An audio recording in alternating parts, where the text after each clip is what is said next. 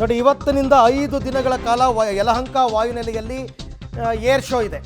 ಹಾಗಾಗಿ ಮೊದಲನೇ ದಿನನೇ ಫುಲ್ ಟ್ರಾಫಿಕ್ ಏರ್ಪೋರ್ಟ್ ರೋಡಲ್ಲಿ. 5 ನೋಡಿ, ಇಲ್ಲಿ ನೋಡ್ತಾ ಇದ್ದೀರಾ, ವಿದೇಶಿ ಗಣ್ಯರೆಲ್ಲರೂ ಕೂಡ ಆಗಮಿಸಿದ್ದಾರೆ.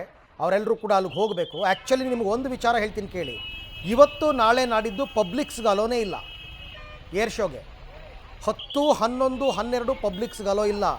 13 ಮತ್ತು 14 ಪಬ್ಲಿಕ್ಸ್ಗೆ ಅಲೋ ಇರೋದು. ಈಗ ಇಲ್ಲಿ ಟ್ರಾಫಿಕ್ ಜಾಮ್ ಆಗೋದಕ್ಕೆ ಕಾರಣ ಬಂದಿರುವಂತಹ ಡೆಲಿಗೇಟ್ಸ್, ವಿದೇಶಗಳಿಂದ ಬಂದಿರತಕ್ಕಂಥ ಗಣ್ಯರು ಏರ್ಪೋರ್ಟ್ಗೆ ಹೋಗಬೇಕು. ಸೊ ಹಾಗಾಗಿ ಆ ವೆಹಿಕಲ್ಸ್ಗಳೆಲ್ಲವೂ ಕೂಡ ಸೇರಿ ಇವಾಗ ಇಷ್ಟೊಂದು ಜಾಮ್ ಆಗಿರ್ತಕ್ಕಂಥದ್ದು. ನನ್ನ ಪ್ರಕಾರ ಹೆಚ್ಚು ಕಡಿಮೆ ಮುಂದಿನ 5 ದಿನವೂ ಹೀಗೆ ಇರುತ್ತೆ ಪರಿಸ್ಥಿತಿ.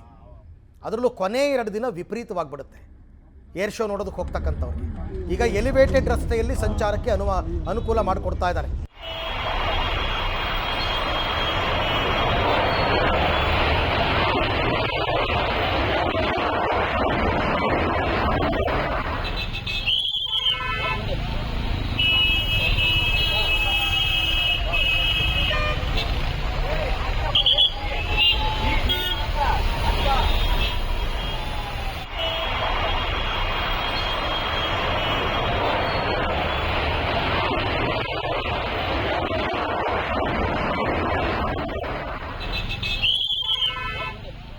ಒಂದು ಕಡೆ ಏರ್ ಫೋರ್ಸ್ ಇವತ್ತಿನಿಂದ ಬೆಂಗಳೂರಿನಲ್ಲಿ ಅದ್ಧೂರಿ ಏರ್ ಶೋಗೆ ಚಾಲನೆ ಸಿಕ್ಕಿದೆ ಈಗಾಗಲೇ. ಆದರೆ ಮತ್ತೊಂದು ಕಡೆ ಏರ್ಪೋರ್ಟ್ ರೋಡು, ಆಮೇಲೆ ಇಲ್ಲಿ ಸಮಸ್ಯೆಗೆ ಸಿಕ್ಕಾಕೊಳ್ಳೋರು ಯಾರು ಗೊತ್ತಾ, ಅಂದರೆ ಫ್ಲೈಟ್ ಕ್ಯಾಚ್ ಮಾಡೋದಕ್ಕೆ ಹೋಗ್ತಿರ್ತಾರಲ್ಲ, ಅಂಥವ್ರಿಗೆ ಸ್ವಲ್ಪ ಸಮಸ್ಯೆ ಆಗುತ್ತೆ. ಅದನ್ನು ಬಿಟ್ಟರೆ ವಿದೇಶಿ ಗಣ್ಯರೆಲ್ಲ ಆಗಮಿಸಿದ್ದಾರೆ. ಹಾಗಾಗಿ ಟ್ರಾಫಿಕ್ ಜಾಮ್ ಜಾಸ್ತಿ. ಎಲಿವೇಟೆಡ್ ರಸ್ತೆಯಲ್ಲಿ ಕೆಲ ಕಾಲ ಸಂಚಾರವೇ ಬಂದ್ ಆಗೋಗಿತ್ತು, ಎಲ್ಲಿ ಹೆಬ್ಬಾಳ ಫ್ಲೈಓವರ್ ಹತ್ರ. ಆಮೇಲೆ ಏನು ಮಾಡಿದ್ದಾರೆ, ಸರ್ವಿಸ್ ರೋಡಲ್ಲೂ ಕೂಡ ಬಿಟ್ಟಿದ್ದಾರೆ ಎಲ್ಲರೂ. ಇವತ್ತು ಎಲ್ಲೆಲ್ಲಿ ಸಾಧ್ಯನೋ ಎಲ್ಲ ಕಡೆ ವೆಹಿಕಲ್ಗಳನ್ನ ಬಿಟ್ಟಿದ್ದಾರೆ. ಹಾಗಿದ್ದರೂ ಕೂಡ ಇವತ್ತು ಟ್ರಾಫಿಕ್ ಜಾಮ್ ಆಗಿದೆ.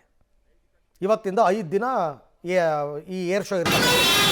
ಏರ್ಪೋರ್ಟ್ ರಸ್ತೆಗೆ ಸವಾರರಿಗೆ ಈ ರೀತಿ ಟ್ರಾಫಿಕ್ ಬಿಸಿ ಆಗ್ತಾ ಇದೆ. ಆಮೇಲೆ ಬೇರೆ ಬೇರೆ ಊರುಗಳಿಗೆ ಹೋಗೋರು ಇರ್ತಾರಪ್ಪ, ಚಿಕ್ಕಬಳ್ಳಾಪುರ, ದೊಡ್ಡಬಳ್ಳಾಪುರ, ಆಮೇಲೆ ಆಂಧ್ರಕ್ಕೆ ಹೋಗೋರು ಎಲ್ಲ ಆ ರೋಡಲ್ಲೇ ಹೋಗೋದು. ಅವ್ರುಗಳಿಗೂ ಕೂಡ ಟ್ರಾಫಿಕ್ ಬಿಸಿ. ನೋಡಿ, ಒಂದು ಸೈಡ್ ಫುಲ್ ಕ್ಲಿಯರ್ ಇದೆ, ಬೆಂಗಳೂರಿಗೆ ಬರೋ ರೋಡ್ ಅದು. ಇನ್ನೊಂದು ಸೈಡ್ ಫುಲ್ ಜಾಮ್ ಆಗಿದೆ, ಇದು ಏರ್ಪೋರ್ಟ್ಗೆ ಹೋಗೋ ರೋಡು.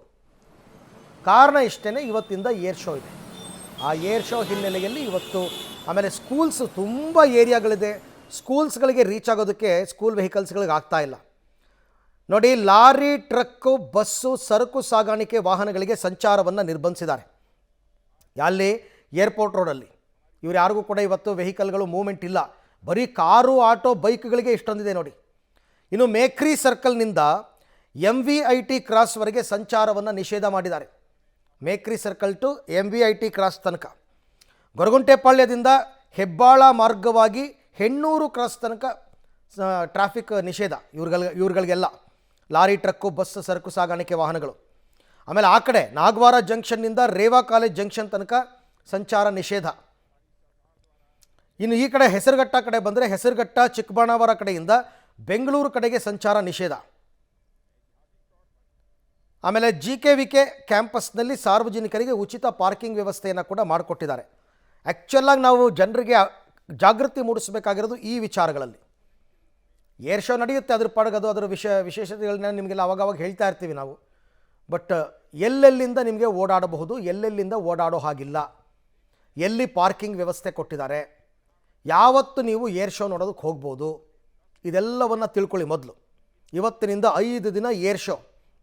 ಏರ್ಪೋರ್ಟ್ ರಸ್ತೆಗೆ ಸವಾರರಿಗೆ ಫುಲ್ ಟ್ರಾಫಿಕ್ ಬಿಸಿ ತಟ್ಟಿದೆ. ವಿದೇಶಿ ಗಣ್ಯರು ಆಗಮಿಸ್ತಾ ಇರತಕ್ಕಂಥ ಹಿನ್ನೆಲೆಯಲ್ಲಿ ಎಲಿವೇಟೆಡ್ ರಸ್ತೆಯಲ್ಲಿ ಕೆಲ ಕಾಲ ಸಂಚಾರ ಬಂದ್ ಆಗ್ತಾ ಇದೆ.